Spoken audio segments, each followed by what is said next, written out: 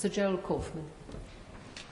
Madam Deputy Speaker, I was brought up as an Orthodox Jew and a Zionist. On a shelf in our kitchen was a tin box of the Jewish National Fund, into which we put coins to help the pioneers building a Jewish presence in Palestine. I first went to Israel in 1961, and I've been there since more times than I can count. I had family in Israel, and I have friends in Israel. One of them fought in the wars of 1956, 1967 and 1973 and was wounded in two of them. The tie clip which I'm wearing is made from a campaign decoration awarded to him which he presented to me. I've known most of the prime ministers of Israel, starting with the founding prime minister, David Ben-Gurion. Golda Meir was my friend. So was Yigal Allon, the deputy prime minister, who as a general won the Negev for Israel in the 1948 War of Independence. My parents came to Britain as refugees from Poland. Most of their families were subsequently murdered by the Nazis in the Holocaust. My grandmother was ill in bed when the Nazis came to her hometown of Stachov. A German soldier shot her dead in her bed. Madam Deputy Speaker, my grandmother did not die to provide cover for Israeli soldiers murdering Palestinian grandmothers in Gaza. The present Israeli government ruthlessly and cynically exploit the continuing guilt among Gentiles over the slaughter of Jews in the Holocaust as justification for their murder of Palestinians. The implication is that Jewish lives are precious, but the lives of Palestinians do not count. On Sky News a few days ago, the spokeswoman for the Israeli army, Major Leibovich, was asked about the Israeli killing of, at that time, 800 Palestinians. The total is now 1,000.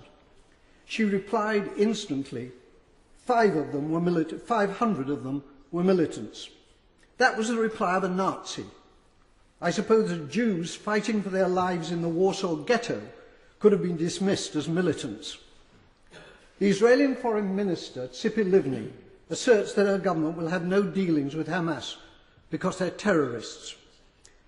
Tzipi Livni's father was Eitan Livni, Chief Operations Officer of the terrorist Irgun Tzvai Leumi, who organised the blowing up of the King David Hotel in Jerusalem, in which 91 victims were killed, including 4 Jews.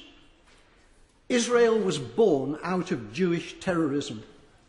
Jewish terrorists hanged 2 British sergeants and booby-trapped their corpses. Irgun, together with the terrorist Stern Gang, massacred 254 Palestinians in 1948 in the village of Deir Yassin. Today, the present Israeli government indicate that they will be willing, in circumstances acceptable to them, to negotiate with the Palestinian President, Abbas, of Fatah. It's too late for that, Madam Deputy Speaker. They could have negotiated with Fatah's previous leader, Yasser Arafat, who was a friend of mine. Instead, they besieged him in a bunker in Ramallah, where I visited him. It's because of the failings of Fatah since Arafat's death that Hamas won the election, the Palestinian election in 2006. Hamas is a deeply nasty organisation, but it was democratically elected, and it is the only game in town. The boycotting of Hamas, including by our own government, has been a culpable error from which dreadful consequences have followed. The great Israeli Foreign Minister Abba Eban, with whom I campaigned for peace on many platforms, said, "You make peace by talking to your enemies." However many Palestinians the Israelis murder in Gaza, they cannot solve this existential problem by military means. Whenever and however the fighting ends, there will still be 1.5 million Palestinians in Gaza and 2.5 million more Palestinians in the West Bank, who are treated like dirt by the Israelis, with hundreds of roadblocks and with the ghastly denizens of the illegal Jewish settlements harassing them as well. The time will come, not so long from now, when they will outnumber the Jewish population in Israel. It's time for our government to make clear to the Israeli government that its conduct and policies are unacceptable and to impose a total arms ban on Israel. It is time for peace, but real peace, not the solution by conquest, which is the Israelis' real goal, but which is impossible for them to achieve. They're not simply war criminals, they're fools.